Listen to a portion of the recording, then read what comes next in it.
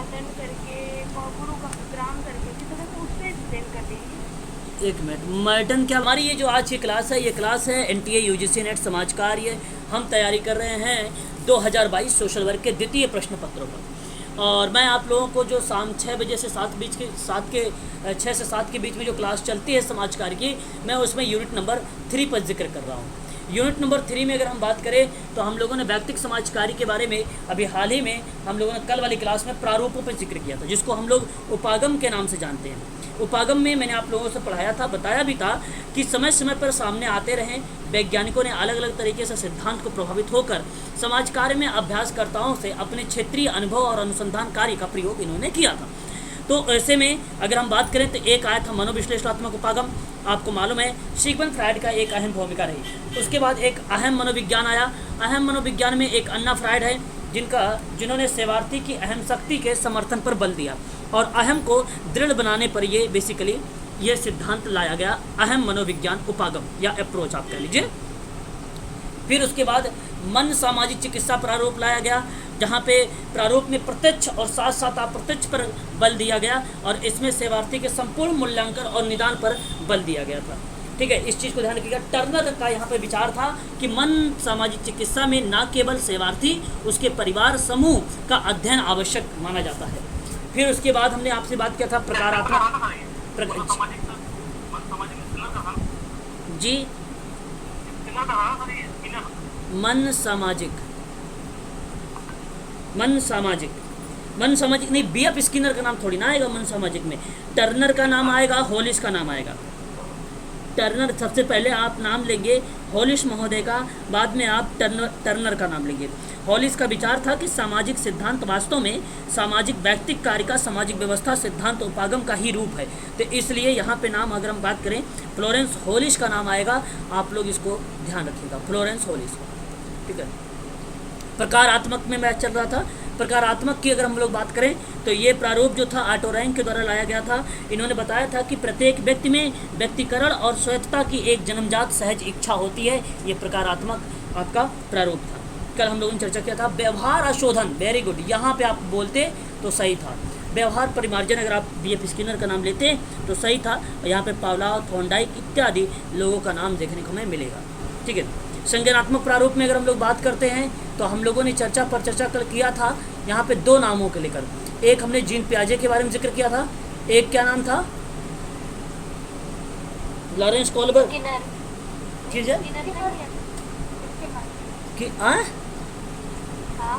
किसका नाम?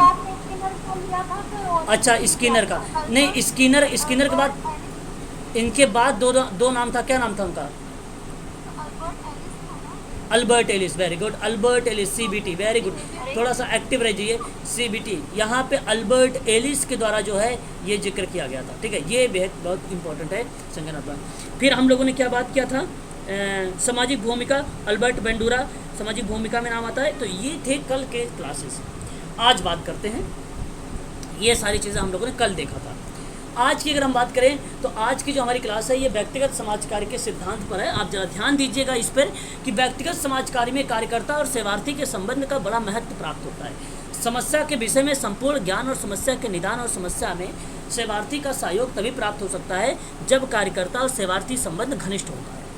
और घनिष्ठ एक ऐसा शब्द है, जब भी कभी यूजीसी में आपके ऑप्शन में आए तो उसको आप करेक्ट करिएगा, प्रश्न का सिचुएशन जरूर पढ़िएगा, कहना क्या चाहता है। ठीक है, इसी के परिप्रेक्ष्य में अगर हम लोग बात करें तो एक सिद्धांत था व्यक्तिकरण का सिद्धांत। आप लोगों को भलीभांति तरीके से मालूम होगा व्यक्तिकरण का मतलब होता है अद्वितीय, और आप देख भी रहे हैं व्यक्तिकरण का सिद्धांत। अगर हम चर्चा आप लोगों से करें व्यक्तिकरण के सिद्धांत में तो प्रत्येक सेवार्थी के विशिष्ट और अद्वितीय, प्रत्येक सेवार्थी के, ध्यान रखिएगा, सेवार्थी के विशिष्ट और अद्वितीय गुण को ज्ञात करना और समझना और सिद्धांतों एवं प्रणालियों के भिन्न प्रयोग द्वारा प्रत्येक सेवार्थी की अलग अलग और विशिष्ट ढंग से सहायता करना होता है, जिससे वह उच्चतर समायोजन प्राप्त कर सके। वही आपका व्यक्तिकरण का सिद्धांत है। यहाँ आप ध्यान रखिएगा व्यक्तिकरण के सिद्धांत में व्यक्तिक सेवा कार्य के लिए महत्वपूर्ण बताया। व्यक्तिक सेवा कार्य बहुत महत्वपूर्ण है। किसने बोला? क्या नाम था? वर्जाइना। वर्जाइना रॉबिन्सन। ये आप ध्यान रखिएगा, ये महत्वपूर्ण कार्यों को लेकर बताया, लेकिन इसी सिद्धांत पर सबसे अधिक बल दिया और कहा कि प्रत्येक व्यक्ति की विशिष्ट विशेषताओं को समझने का प्रयास किया जाता है व्यक्तिकरण के सिद्धांत में। ये बात किस विद्वान ने कहा था? नाम ध्यान रखिएगा, विशिष्ट विशेषताओं। देखिए भाई, सारी की सारी चीज़ें इंपॉर्टेंट है, इसलिए आप सभी लोग ध्यान रखें। विशिष्ट विशेषताओं को बारे में अगर बल देने वाला कोई व्यक्ति अगर है तो उसका नाम बताइए। मैरी, हाँ, Richmond. Mary Richmond is the right answer. इस चीज को आप लोग ध्यान दीजिएगा व्यक्तिकरण के सिद्धांत। अब व्यक्तिकरण के सिद्धांत में अगर हम बात करें तो देख लीजिए, प्रत्येक सेवार्थी के विशेष गुणों का ज्ञान करना और समझना और सिद्धांतों एवं प्रणालियों के भिन्न भिन्न द्वारा प्रयोग करके प्रत्येक सेवार्थी की सहायता करना कि वह उच्चतर सामंजस्य प्राप्त कर सके।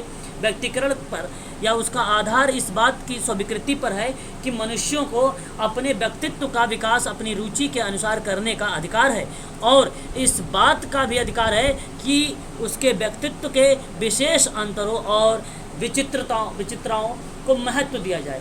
आधुनिक व्यक्ति समाज कार्य के अनुसार प्रत्येक सेवार्थी एक व्यक्ति है और प्रत्येक समस्या एक विशेष समस्या है और सामाजिक सेवा सेवार्थी की विशेष परिस्थिति के अनुसार प्रदान की जाती है। यही आपका व्यक्तिकरण का सिद्धांत है। यहाँ पर अगर आज के समय में बात करूँ, वर्तमान समय में, तो व्यक्तिक सेवा कार्य में सेवार्थी क्या है? केंद्रित। क्या है? केंद्रित। हाँ, बस इस चीज को ध्यान रखिए। जितनी इंपॉर्टेंट पॉइंट थी इसमें, 3 बातें थी, 4 बातें थी इस व्यक्तिकरण सिद्धांत में, मैंने बता दिया। वर्जाइना रॉबिन्सन क्लियर हो गया, मैरी रिचमंड क्लियर हो गया, सेवार्थी केंद्रित है क्लियर हो गया, और फिर मैंने आप लोगों को यहाँ पर उसकी परिभाषा बता दिया कि प्रत्येक सेवार्थी विशिष्ट और अद्वितीय गुणों को प्राप्त करना और समझना और सिद्धांतों एवं प्रणालियों को भिन्न प्रयोग द्वारा प्रत्येक सेवार्थी की अलग अलग विशिष्ट ढंग से सहायता करना जिससे कि वह उच्चतर समायोजन प्राप्त कर सके, वही व्यक्तिकरण का सिद्धांत होता है। बस ये बात। तो ये व्यक्तिकरण के सिद्धांतकार के नाम पूछा जाएगा तो ये वर्जाइना का नाम ही आएगा ना? देखिए, यहाँ पे आपसे ये नहीं पूछा जाएगा, इसमें कोई वास्तविकता ही नहीं है कि सिद्धांत किसने दिया।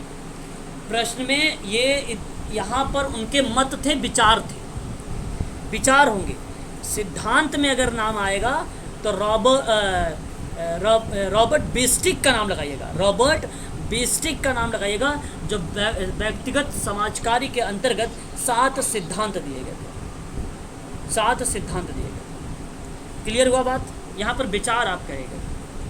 क्लियर हुआ मैडम? बोलते रहिए। हाँ, थोड़ा सा देखिए, एनर्जी लग रही है, बोलने में एनर्जी लगती है, और वैसे आप लोगों को अच्छे से मालूम होगा कि 2-3 दिन से काफ़ी ज़्यादा गर्मी पड़ रही है ना, तो इसलिए हाँ, आप लोग जरूर बोलते रहिएगा। आगे अगर हम बात करें भावनाओं के उद्देश्यपूर्ण प्रकटन का सिद्धांत को लेकर, ये दूसरा सिद्धांत है आपके सामने, और मैं आपको यहाँ पे 2-3 बातें बताऊँगा, उन्हीं चीज़ों को आप लोगों को ध्यानपूर्वक सुनना है और फिर आप लोगों को जवाब देना है। अगर हम बात करते हैं भावनाओं को लेकर, तो यहाँ हमारे सामने एक बात आती है, इसका मतलब होता है कि सभी मनुष्य जीवों में सर्वश्रेष्ठ जीव माना जाता है। मतलब एक मिनट, सॉरी यार, उल्टा बोल दिया। अगर हमने कहे मनुष्य जो होते हैं सभी जीवों में सर्वश्रेष्ठ जीव है, ऐसा इसलिए है क्योंकि मनुष्य जो सभी प्राणियों में बुद्धिमान होता है।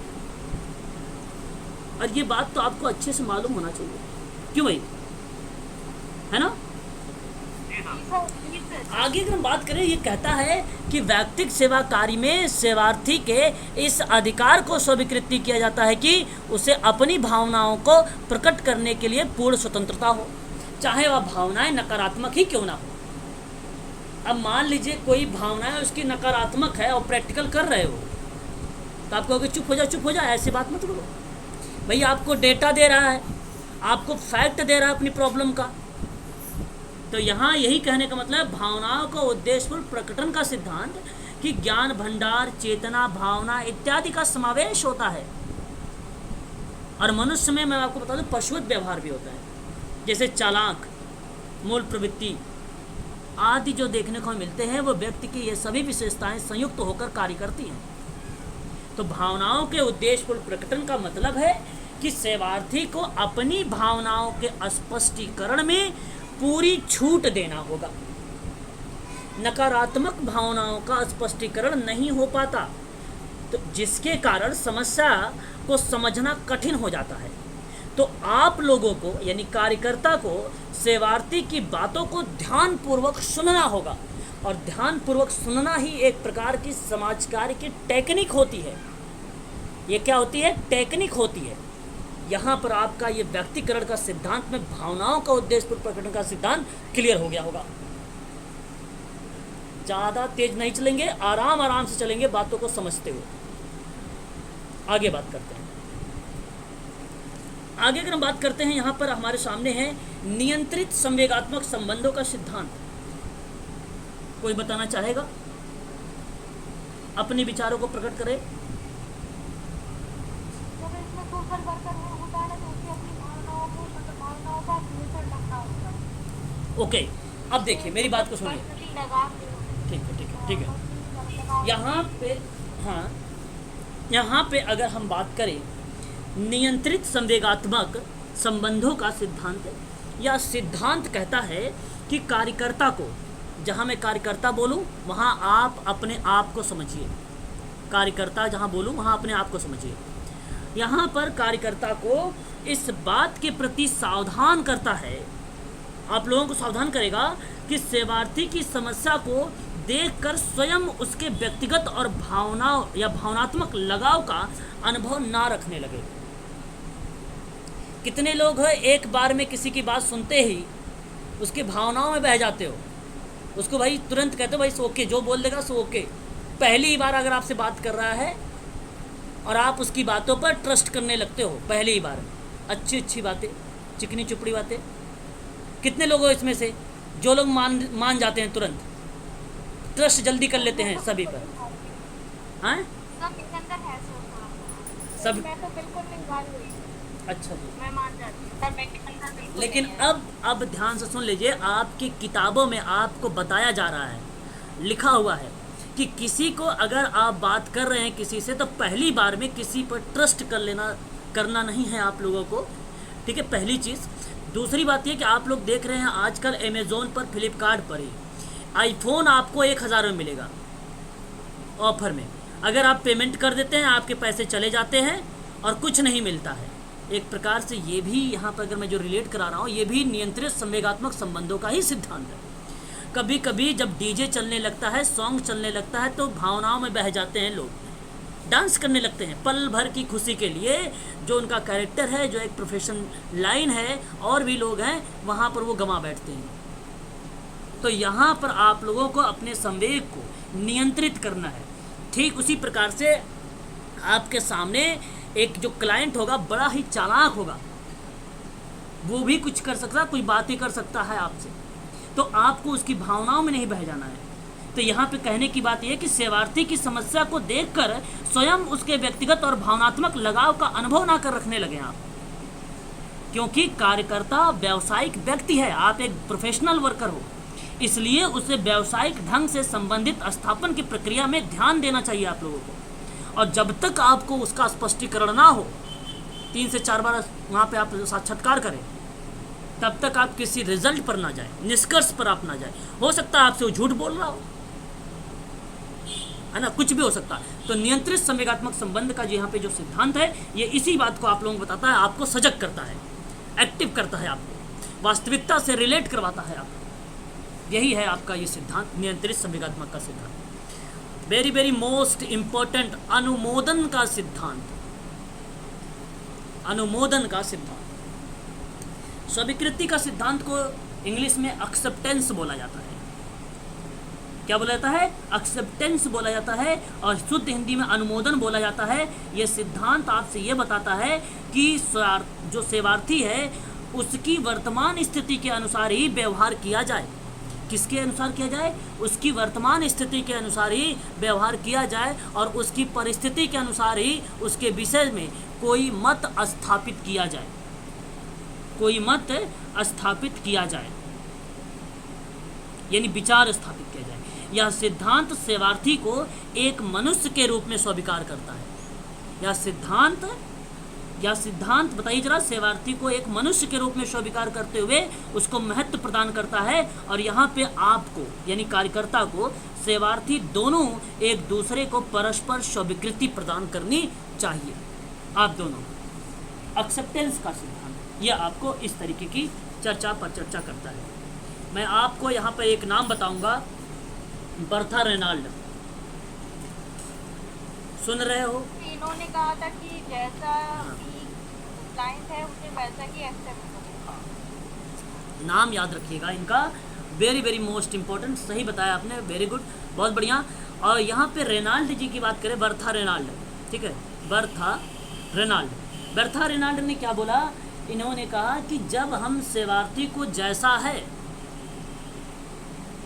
वैसा ही समझ लेते हैं और मानव साथी के रूप में उसका सम्मान करते हैं, तो हम सेवार्थी को स्वीकृति प्रदान कर देते हैं। ये परिभाषा थी बर्था रेनाल्ड की, और काफ़ी ज़्यादा ये MSW में फेमस रही है, बहुत ज़्यादा फेमस रही है ये परिभाषा, प्रसिद्ध रही है MSW के समय, जिस समय मैं कर रहा था उस समय। तो याद रखिएगा, आप लोगों को भी NTA UGC नेट में भी ये प्रश्न बना सकता है, ये प्रश्न आप लोगों के सामने बना सकता है। यानी कहने का मतलब है कि अगर आप मलिन बस्ती में चले गए तो वहाँ पे जो सेवार्थी है जिस रूप में है उसको आपको क्या कर लेना? एक्सेप्टेंस कर लेना, स्वीकार कर लेना है। स्वीकृति के कुछ अंग थे, अंग में अगर हम बात करें तो आपको क्या करना होगा? सम्मान, पहली बात सम्मान, दूसरी बात उसकी आपकी सहायता करनी होगी, तीसरी बात प्रत्यक्षीकरण करना होगा आप लोगों का, सेवार्थी का, आप लोगों का नहीं, स्नेह करना है ना, स्नेह करना, ठीक है। और उसके बाद अगर हम बात करें तो चिकित्सात्मक समझ होना चाहिए, ये अंग है, चिकित्सात्मक समझ, ठीक है, ये सारी चीज़ें होती हैं। स्वीकृति का हमारा मोटो यही होता है कि दूसरे व्यक्ति की सुख में वृद्धि करना है, कठिनाई के समय सहायता करनी है, रोग मुक्त होने में सहायता करना है, जीवन दशाओं पर पुनः नियंत्रण प्राप्त करने में व्यक्ति की सहायता करनी है, मानव के रूप में बुनियादी क्षमताओं में विश्वास और उसका आदर करना होगा। यही आपको बताता है स्वीकृति का सिद्धांत। बस इतनी बातें आपको ध्यान रखना है, बताते रहिएगा आप लोग। कोई दिक्कत नहीं आ रही है, अगर कोई दिक्कत आ रही हो तो तुरंत यहीं पर विचार करिएगा। वैसे तो अपनी समझ से मैं सारी चीज़ें आप लोगों को बता दे रहा हूँ। आगे बात करता हूँ एक और सिद्धांत, अनिर्णायक मनोवृत्ति का सिद्धांत। ये भी अपने आप में एक इम्पोर्टेंट सिद्धांत है, अनिर्णायक मनोवृत्ति का सिद्धांत। और ये कहता है कि यह सिद्धांत में ये मान्यता दी गई कि कार्यकर्ता के द्वारा सेवार्थी या उसकी समस्या को देखकर, कार्यकर्ता मतलब यहाँ पे कार्यकर्ता जो है उसके द्वारा सेवार्थी या उसकी समस्या देखकर तुरंत ही कोई निर्णय नहीं लेना चाहिए। इस बात से सहमत है ना? तुरंत निर्णय नहीं लेना चाहिए। Yes sir. और यही कहता है आपका अनिर्णायक मनोवृत्ति। और ये भी बताता है आपको, बल्कि तब तक उसे किसी प्रकार का कोई निर्णय नहीं देना चाहिए जब तक कि सेवार्थी की समस्या समुचित अध्ययन और निदान ना हो जाए, जब तक उसका सही तरीके से अध्ययन और निदान ना हो जाए। तो कार्यकर्ता यानी आपको बिना किसी भेदभाव, पूर्वाग्रह, पक्षपात व्यावसायिक संबंधों को प्रारंभ करना है, और इसके लिए सेवार्थी के विषय में अच्छे बुरे या योग्य अयोग्य के रूप में धारण कायम नहीं करनी है। और कार्यकर्ता यानी आपको समस्या के विषय में कोई भी अतार्किक और अवैज्ञानिक निर्णय लेने से रोकता है आपको, और यहाँ पर आपको व्यावसायिक ढंग में निर्णय और व्यावसायिक संबंधों के निर्माण में मदद भी करता है। यही है आपका अनिर्णायक मनोवृत्ति का सिद्धांत। यहाँ पर देख लीजिए, व्यक्तिगत कार्य समाज कार्य में कार्यकर्ता के लिए आवश्यक है कि उसकी मनोवृत्ति सेवार्थी के प्रति अनिर्णायक हो, अर्थात वह सेवार्थी का गुण दोष निर्धारित करने और उसके व्यवहार की नैतिक रूप में निंदा करने का प्रयास न करे। और यह अवश्य है कि वह सेवार्थी की मनोवृत्ति, आदर्श और क्रियाओं का वास्तविक रूप में मूल्यांकन करे। और यहाँ पे जो मनोवृत्ति है, जो एटीट्यूड है ना, ये आपका नहीं है, ये किसका है? क्लाइंट का है। हाँ, क्लाइंट का है, सेवार्थी का है ना, याद रखिए। सेवार्थी के आत्मनिर्देशन का सिद्धांत। अब यहाँ पे सेवार्थी का आत्मनिर्देशन का सिद्धांत है। आत्मनिर्देशन मतलब ये बताता है कि आपको बताता है ये कि व्यक्ति कार्य में मौलिक सिद्धांत यह है कि सेवार्थी की अपनी समस्या को समझना और निदान सम्मिलित होने और अपनी रुचि के अनुसार सुलझाने का पूरा अधिकार होना चाहिए। सेवार्थी को इस बात का पूरा अधिकार है कि वह सहायता ले या ना ले, अपनी इच्छा के विरुद्ध सहायता लेना और अपनी समस्या का समाधान अपनी रुचि के विरुद्ध करना स्वीकृति ना करे। आवश्यक है कि समस्या का जो भी समाधान किया जाए और सेवार्थी के विषय में जो भी निर्णय किया जाए वह सेवार्थी का अपना निर्णय हो। तो समस्या के वास्तविक और अस्थायी समाधान के लिए आवश्यक माना जाता है। तो ऐसे में आप यहाँ पर अगर हम चर्चा करें तो आत्मनिर्णय क्या था, आत्मनिर्देशन का सिद्धांत यहाँ पर रिप्रेजेंट होता है सेवार्थी का। तो सेवार्थी का आत्मनिर्देशन को आप आत्मनिश्चय भी कह सकते हो, आत्मनिश्चय को आप चेतना भी कह सकते हो। यहाँ पे मतलब व्यक्ति की आत्मनिश्चय या आत्मनिर्देशन करने की अंतर्भूत क्षमता होती है और कार्यकर्ता में आत्मनिर्देशन क्षमता को उत्तेजित करता है और संस्था में उपलब्ध संसाधनों का ज्ञान भी कराता है। ये सेवार्थी के साथ साथ आप लोगों को भी मदद करता है। ठीक है, चलिए वेरी वेरी मोस्ट इम्पोर्टेंट, सबसे ज़्यादा इम्पोर्टेंट आप लोगों के लिए गोपनीयता का सिद्धांत। चलिए एक बार कोई बच्चा मुझे ज़रा बताए।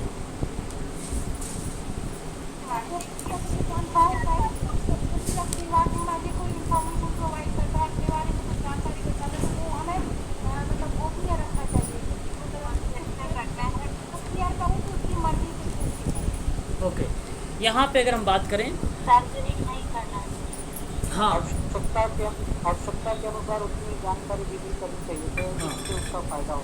हाँ, तो अगर मैं आपसे बात करूं समाज कार्य में मानव जीवन के विभिन्न पहलुओं में विभिन्न तरीकों द्वारा उपयोग में लाया जाता है। जीवन के ऐसे अनेक पहलू आप लोगों के सामने हैं जहाँ पे गोपनीयता का सिद्धांत समाज कार्य में और सेवार्थी के बीच, कार्यकर्ता के बीच संबंध की स्थापना करता है और घनिष्ठता में अत्यंत सहायक होता है। सेवार्थी की अधिकांश समस्याएं व्यक्तिगत होती हैं जिन्हें वह गोपनीय रखना चाहता है, अतः वह कार्यकर्ता से इस बात का आश्वासन देता है या आश्वासन चाहता है कि अपनी समस्या से संबंधित जो भी तथ्य प्रकट करे उसे पूर्ण रूप से गोपनीय रखा जाए। साथ ही सेवार्थी के विषय में कार्यकर्ता को जो कुछ भी ज्ञात हो उसे भी गोपनीय रखा जाना चाहिए। कार्यकर्ता का नैतिक और व्यावसायिक कर्तव्य है कि गोपनीयता का आश्वासन प्रायः मनोसामाजिक समस्याओं का निराकरण करते समय देना पड़ता है। तो कार्यकर्ता के लिए यह आवश्यक है कि वह समस्या से संबंधित आंतरिक रहस्य और गोपनीय बातों को भी ज्ञान प्राप्त करे और जिन्हें सेवार्थी भय और लज्जा किसी अन्य कारणवश दूसरे के समझ प्रकट या अगर हम बात करें उसकी समझ प्रकट नहीं करता है, तो वहाँ पर आपको डेटा को क्या करना है, बाहर निकालना है। तो ऐसे में अगर हम चर्चा करें तो कार्यकर्ता को जो कुछ ज्ञात हो उसे गुप्त रखना कार्यकर्ता का एक नैतिक और व्यावसायिक कर्तव्य है। व्यक्तिक समाज कार्य में सेवार्थी अपनी जीवन की निजी और रहस्यमय बातें कार्यकर्ता को बताता है, वह अपने जीवन के संवेगात्मक पक्षों को व्यक्त करता है। यही आपका गोपनीयता का सिद्धांत है, यही आपका गोपनीयता का सिद्धांत है। इसके अंदर आप देख सकते हो। सर रॉबर्ट बेस्टिक का नाम आएगा ना इसमें? हाँ, रॉबर्ट बेस्टिक सब में आएंगे भाई, केवल पर्टिकुलर इसी में नहीं आएंगे, सब में आएंगे। ठीक है, तो ये आपका जो है क्लियर हो गया। ठीक है, चलिए आगे बढ़े। 1957 में, हाँ, रॉबर्ट बिस्टिक का नाम आएगा, बिस्टिक नाम है, और 1957 में सिद्धांत दिया था। आगे बढ़ते हैं, हम बात करने वाले हैं अब यहाँ पर प्रविधियों के बारे में। आप लोगों को भली भांति तरीके से इसके बारे में जानकारी है, पता है, आप लोग जानते भी हैं। और हम बात करने वाले हैं अभिलेख। ये प्रविधियां हैं व्यक्तिगत समाज कार्य के हस्तक्षेप के दौरान। अगर हम चर्चा करें व्यक्तिगत सेवा कार्य में अभिलेखों में, तो आप देख सकते हैं कि अभिलेख प्रक्रिया सामाजिक व्यक्तिगत सेवा कार्य में बहुत ही महत्वपूर्ण होता है। क्योंकि सामाजिक व्यक्तिक सेवा कार्य में सेवार्थी को सटीक सेवा प्रदान करने के लिए अभिलेख बहुत ही फायदेमंद साबित होता है। अभिलेख के माध्यम से ही साक्षात्कार, होम विजिट इत्यादि सभी को सुरक्षित रखा जाता है और अभिलेख प्रक्रिया का ही प्रयोग करके कई उद्देश्यों की भी पूर्ति की जाती है। तो ऐसे में व्यक्तिगत समाज कार्य जब आप करते हैं अध्ययन शुरुआत में, तो ऐसी प्रक्रिया में सेवार्थी की समस्या उसके विषयगत और वस्तुगत पक्ष है, जिसकी समस्या के समाधान हेतु किए गए पूर्व प्रयास, स्रोत और सेवार्थी की व्यक्तित्व भावनाओं के संबंध में महत्वपूर्ण जानकारी प्राप्त की जाती है। तो ऐसे में आप लोग ध्यान रखिएगा, अभिलेख आप लोगों के लिए इम्पोर्टेंट है। अभिलेख आप सभी लोगों के लिए इम्पोर्टेंट है। क्लियर हुआ अभिलेख? इंग्लिश में क्या बोलेंगे इसको? रिकॉर्ड। तो हाँ, यहाँ अगर हम बात करें एक अच्छे अभिलेख की जो सिद्धांत बताएं, उनका नाम था रॉबर्ट ग्रेप्स। एक अच्छे अभिलेख के सिद्धांत बताएं, उनका नाम था रॉबर्ट ग्रेप्स। अब आप चाहो तो थोड़ा सा लिखना चाहो तो लिख सकते हो ग्रेप्स के बारे में। रॉबर्ट ग्रेप्स ने कहा कि समस्या में कौन कौन से लोग शामिल हैं, कौन किसको और कितना प्रभावित कर रहा है, सूचना के स्रोत कौन कौन से हैं, इसका अभिलेख करना अनिवार्य होता है। ये एक सिद्धांत था ग्रेप्स का। प्रत्येक महत्वपूर्ण विषय स्थिति को पूर्ण वितरण दिया जाना चाहिए, ये भी एक अभिलेख था। शब्दों का प्रयोग उचित ढंग से करना चाहिए, ये भी एक अभिलेख का सिद्धांत था। महत्वहीन बातों को नहीं लिखा जाना चाहिए, वाक्यों की पुनरावृत्ति भी नहीं करनी चाहिए, ये ग्रेप्स का अभिलेख का सिद्धांत है। बात यहीं समाप्त नहीं हुई। अभिलेख में अगर हम बात करें तो इसके अंत में मूल्यांकन किया जाता है, निष्कर्ष तक पहुंचा जाता है। जरा आप देखिए कैसे। अगर हम बात करें अभिलेख के माध्यम से सेवार्थी को सेवा प्रदान करने की प्रक्रिया में निरंतर बनी रहती है। लिखित अभिलेख बड़ी छोटी की मात्रा रहेगी के माध्यम से गुणवत्ता की जांच की जाती है, जिससे अगर कुछ त्रुटि या गलती होती है तो उसे सही की जाती है। अभिलेखों का प्रयोग प्रशिक्षण और अनुसंधान के लिए किया जाता है, जिसके माध्यम से एक तरह की समस्याओं के बारे में शोध किया जा सके। चिकित्सकीय उपकरण के रूप में भी अभिलेख काम करता है, जिससे उपचार प्रक्रिया में आसानी हो सके। तो ये हैं आपके प्रक्रिया। यहाँ पे अगर हम प्रविधियों की बात करें तो किसी वस्तु के माध्यम से सेवार्थी की स्थिति को स्पष्ट कर सकते हैं। इकाई अभिलेख के रूप में, मुख्य पृष्ठ की सूचनाओं के रूप में, पत्राचार के विवरण के रूप में, अस्पष्ट भाषा के रूप में, एक तथ्य के लिए पैराग्राफ के लिए, व्याकरण की शुद्धि के लिए, ये बेसिकली प्रविधियाँ यूज होती हैं अभिलेख के दौरान में। तो ये इसका ध्यान रखिएगा आप सभी लोग। ये है मेथड्स अभिलेख के अंतर्गत। अभिलेख दो टाइप का होता है, आपको मालूम होना चाहिए। अभिलेख दो टाइप में, एक होता है वर्णनात्मक शैली, एक क्या होता है वर्णनात्मक, और एक क्या होता है नहीं संक्षेपात्मक। ठीक है, तो ये दो टाइप का होता है। वर्णनात्मक में मालूम होगा हैमिल्टन ने दिया था, गार्टन हैमिल्टन ने दिया था कि भाई डिस्क्रिप्टिव होना चाहिए, सांस्कृतिक, आर्थिक, वस्तुनिष्ठ, सामाजिक सभी चीज़ों को शामिल करना चाहिए वर्णनात्मक में। और एक था संक्षेप, जहाँ पे शैली तथ्यों का इकट्ठा करना और उसका विश्लेषण करने की अच्छी विधि थी। तो संक्षेप शैली अभिलेख पुनरावर्तन के लिए बहुत ही उपयोगी सिद्ध हुई है, यानी उपयोगी साबित हुई है। अभिलेख की प्रक्रिया है, चेहरे का हाव भाव का अध्ययन का भी अभिलेख होता है, सामाजिक व्यक्तिक सेवा कार्य की पद्धति और प्रविधियों का भी अभिलेख होता है, लेखन, ध्वनि अभिलेख और उपयोगी सूचनाओं के एकत्रीकरण का अभिलेख, सूचनाओं का क्रमबद्धता, निदानात्मक रूपरेखा तैयार, उपचारात्मक रणनीति की रूपरेखा भी तैयार करना, ये सारे के सारे अभिलेख की प्रक्रिया मानी जाएंगी। ठीक है, तो ये थे अभिलेख। अभिलेख और भी चीज़ें मिल जाएंगी बड़ी चीज़ों में, यहाँ पर आप देख सकते हैं अभिलेख के बारे में। ठीक है, फिर आता है व्यक्तिगत अध्ययन। व्यक्तिगत अध्ययन क्या होता है? यहाँ पे अगर हम चर्चा करें समाज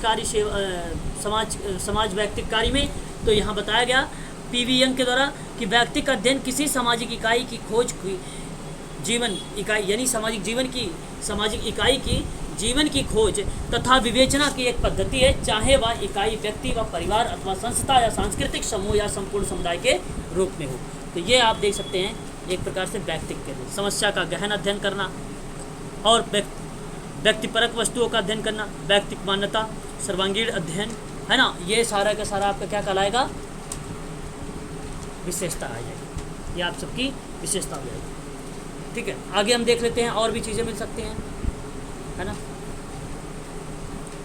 अच्छा, इसमें और भी चीज़ें हैं, जैसे अगर हम बात करें, एक आपका होता है साक्षात्कार। साक्षात्कार किसे कहते हैं, कौन बताएगा? इंटरव्यू आपने हाँ, साक्षात्कार का मतलब है दो या दो से अधिक व्यक्ति लोगों के बीच में औपचारिक अथवा अनौपचारिक रूप से किसी निश्चित प्रयोजन से मुलाकात या बातचीत करना। यह एक ऐसा कौशल है जिसका उपयोग साक्षात्कार में शामिल दोनों पक्षों के मध्य अच्छे और सद्भावनापूर्ण संबंध स्थापित करने के लिए होता है। साक्षात्कार करने के लिए 3 टाइप की होती है। एक तो स्थिति की जानकारी प्राप्त करने के लिए होता है साक्षात्कार, दूसरे अगर हम बात करें दूसरे व्यक्ति को समझने के लिए होता है, तीसरी अगर हम बात करें तो दूसरे व्यक्ति का साक्षात्कारता को समझने के लिए होता है। तो 3 बातें आप लोगों को ध्यान रखना है। और यदि संभव हो तो साक्षात्कार के लिए स्थान समय पहले से ही निर्धारित कर लेना चाहिए। कार्यकर्ता को समय का पाबंद करनी चाहिए। साक्षात्कार का स्थान हमेशा शांतियुक्त होता है। कैसा होता है स्थान? शांतियुक्त होता है। सेवार्थी की व्यक्तित्व के प्रति आदर भाव का रखना चाहिए और उसके दृष्टिकोण को गंभीरता को समझने के लिए उसकी कोशिश करनी चाहिए। ये सभी के सभी जो कहलाते हैं आपके साक्षात्कार होते हैं। ठीक है, एक आता है आपका संबल। एक शब्द आता है संबल। संबल क्या होता है?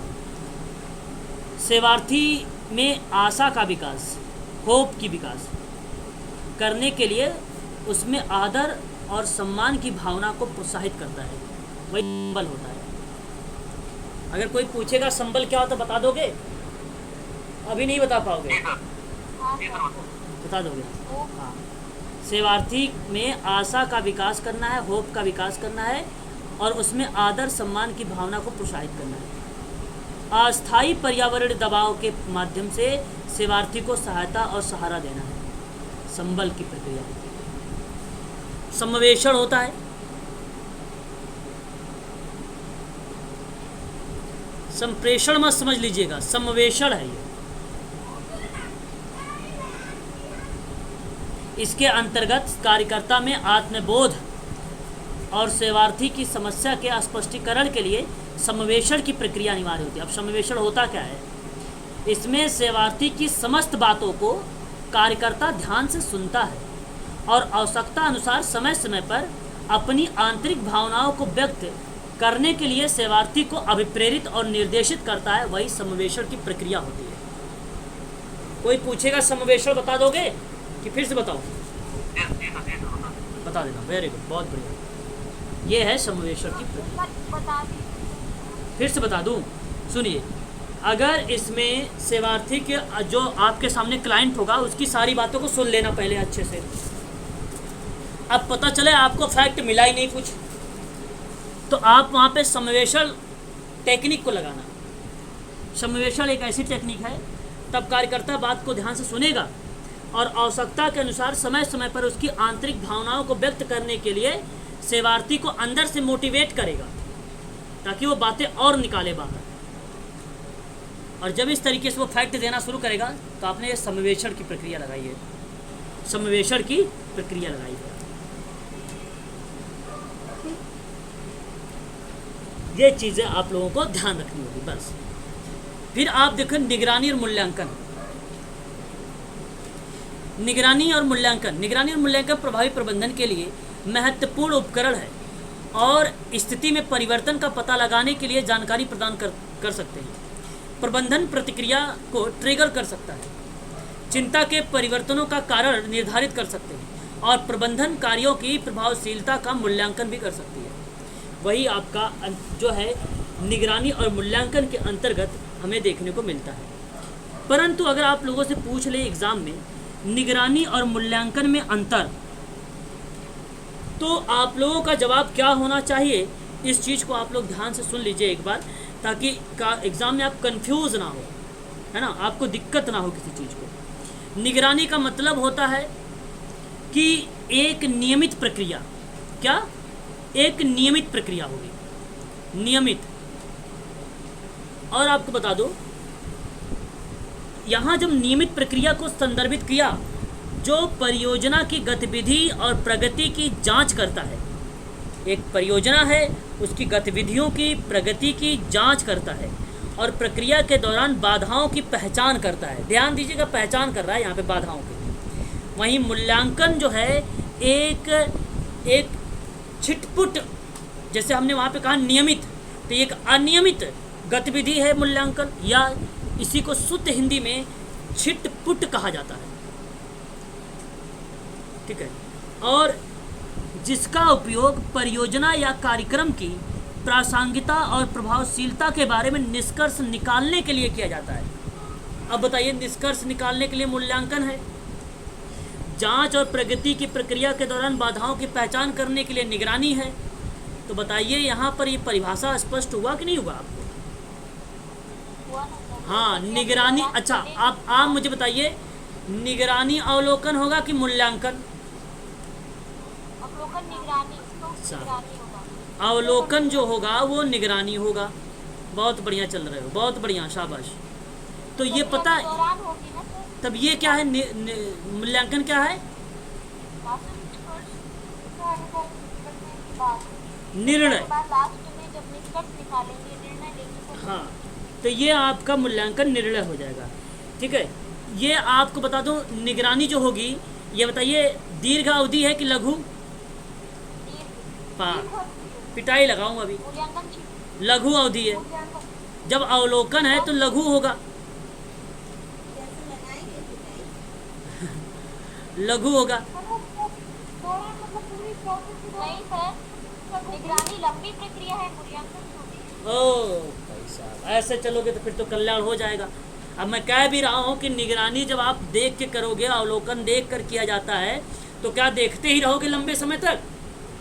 लेकिन सर पूरी प्रोसेस, निगरानी आपकी लघु अवधि प्रक्रिया मानी जाती है और यहाँ पे मूल्यांकन दीर्घ अवधि माना जाता है। मूल्यांकन हमेशा चलता भी रहेगा प्रक्रिया में। मैंने अभी आपको एक दिन समझाया था समाप्ति मूल्यांकन के दौरान कि आप उसका थोड़ी ना छोड़ दिए आपने अगर एक्टिविटी। अब मान लो कोई काम आपने सफल तरीके से कर दिया तो क्लाइंट को छोड़ के थोड़ी ना चले जाना है आपको। क्लाइंट को बीच बीच में, महीने में, सप्ताह में, 15 दिन में देखना है, तो निगरानी नहीं कहलाएगी, वो मूल्यांकन की प्रक्रिया कहलाएगी आपकी, क्योंकि आप निष्कर्ष निकालने के लिए हमेशा तैयार बैठे हैं और बता भी रहे हैं सबको निष्कर्ष के आधार पे कि भाई ये व्यक्ति सक्षम है इस कार्य को करने के लिए। तो इसलिए दीर्घ अवधि है, सोच समझ के जवाब दीजिएगा एग्जाम में। निगरानी बताइए जरा, लघु अवधि होगी, इस बात को ध्यान रखिएगा। ये 110% सही है, अपने मन से मत करके आइएगा, बस आगे बढ़िए। अच्छा बताइए जरा आप लोग, प्रभावशीलता में सुधार कौन करेगा, मूल्यांकन या निगरानी? निगरानी। प्रभावशीलता में नहीं, प्रभावशीलता की भाई इफेक्ट है, निष्कर्ष आ रहा ना, निष्कर्ष हो रहा है ना, तब प्रभाव, अगर हम बात करेंगे प्रभावशीलता में सुधार के बाद तो मूल्यांकन होगा मैडम, निगरानी नहीं। निगरानी में दक्षता में सुधार होता है। निगरानी किस में करता है? दक्षता। दक्षता का मतलब टास्क, टास्क का मतलब कार्य। समझ में आ रहा है दीपक जी? दीपक जी है कि नहीं है आज क्लास में? हाँ भाई, नहीं है, चलो अच्छा। कुणाल सर, विजय सर बताएं, समझ में आ रहा ना? हाँ भाई, समझिए अच्छे से। नेहा, चलो, दक्षता होता है यहाँ पे, ठीक है। अच्छा, हम बात करेंगे यहाँ पे, देखिए आंतरिक और बाहरी जो पार्टीज होती है वो बेसिकली मूल्यांकन का पार्ट बनेगा, लेकिन निगरानी में केवल आंतरिक पार्टीज आएंगी, आंतरिक क्रियाविधि होगी, आंतरिक क्रियाविधि होगी निगरानी में, है ना। जैसे अभी मैंने आपसे कह दिया, मैं आप जैसे आपको मैंने कहा टीच कराइए, आप टीच कराओगे, और इसी में मैंने मान लीजिए विजय जी को मैंने बना दिया एक प्रकार से, इन्होंने ऑब्जर्व करा, लेकिन आपको पता नहीं है। विजय जी ऑब्जर्व कर रहे हैं कि आप पढ़ा क्या रहे हो, क्या चीज़ें बता रहे हो, जो त्रुटि कर रहे हो वो बताएंगे मुझे, मैं उनको नेतृत्व की भूमिका दिया हूँ। तो यहाँ पर आप इस चीज़ को ध्यान रखिएगा, ये जो प्रक्रिया होती है वो आंतरिक होती है, बाहरी नहीं होती है। और यही आंतरिक प्लस बाहरी का अगर मैं मूल्यांकन करने की बात करूँगा तो वो मूल्यांकन में आता है, वो मूल्यांकन में आता है। ठीक है, निगरानी एक मॉनिटरिंग होता है जो नियमित आधार पर अवलोकन और रिकॉर्डिंग की व्यवस्थित प्रक्रिया होती है ना। इस चीज़ को आप ध्यान रखिएगा, यहाँ आपको और भी डिटेल मिलेगी नीचे। ठीक है, ये सारी की सारी चीज़ें यहाँ पे मिल जाएगी। देखिए यहाँ पर निगरानी अवलोकन है, निगरानी लघु अवधि है, दीर्घ अवधि यहाँ पे आप देख सकते हैं। ठीक है, ये निगरानी है। ठीक है, इस चीज़ को आप ध्यान रखिए, कितनी अच्छी चीज़ें हैं मॉनिटरिंग वगैरह, है ना। ये चीज़ें आपको यहाँ पे क्लियर हो गया। अब हम लोग आते हैं प्रश्न पर।